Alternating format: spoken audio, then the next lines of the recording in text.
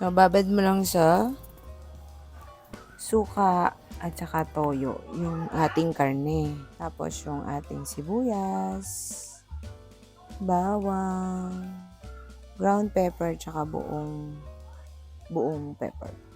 So, yung dahon ng laurel. Papakuluan lang natin siya and then, ready to eat.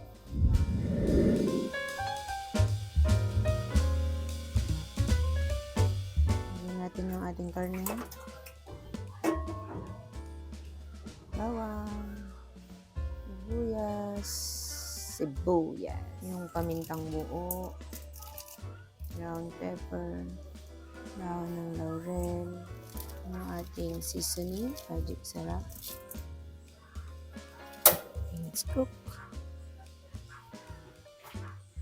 Lagyan natin siya ng tubig.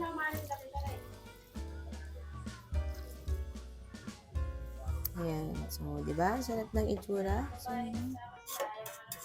panan natin siya.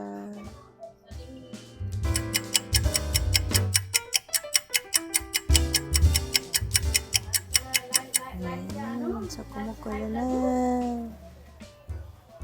Lagyan natin siya ng konting sukal.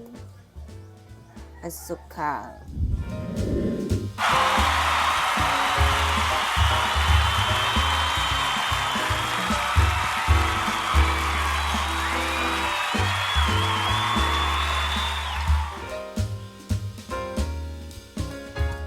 Adobong pork na pinakuluan lang natin.